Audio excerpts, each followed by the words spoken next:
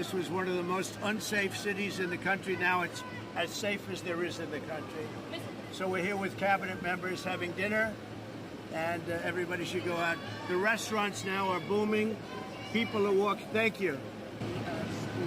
Israeli strike earlier today. Well, I'm not thrilled. I'm not thrilled about it.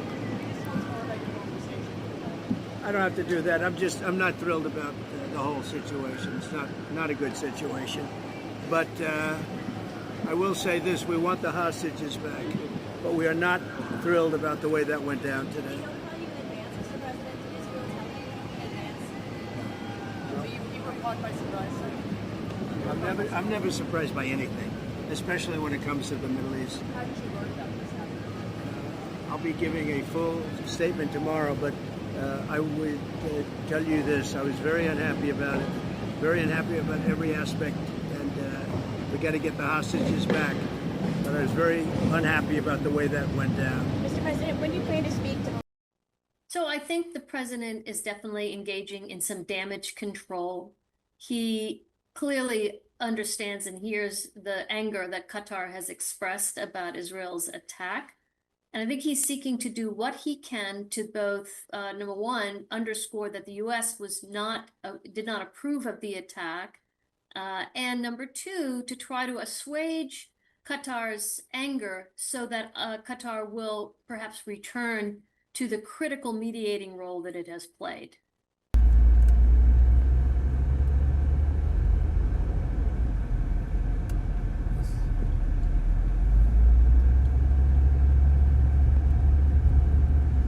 So the attack really does undermine U.S. credibility in the region, particularly in light of the fact that it was undertaken on Qatar, which hosts the largest military installation, U.S. military installation in the region.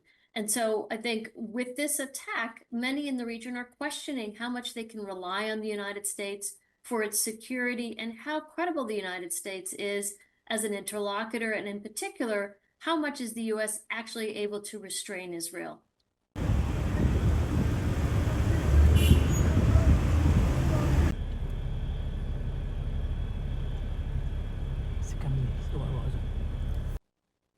I do think it's credible that Israel could carry out the attack without prior U.S. agreement. In fact, we've seen this before.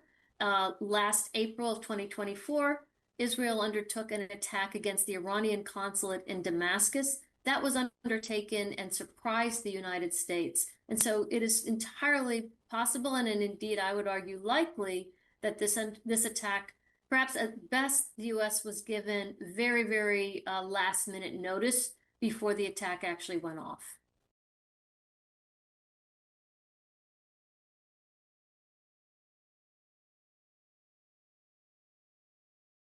I think that President Trump personalizing it by noting in a social media post that he did not, he said, I did not make the decision, really does indeed underscore his understanding that personal ties are critical in the region. And he's seeking, I think, through that post and some of his other comments to really distance himself personally from the attack that Israel has undertaken.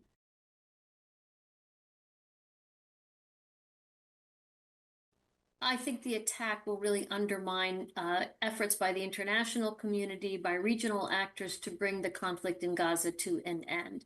Unfortunately, it makes the prospect of a ceasefire even more distant, and rather, I think we are going to see the prolongation of the conflict in Gaza. It may actually even get bloodier and more violent as Israel contemplates a major operation on Gaza City.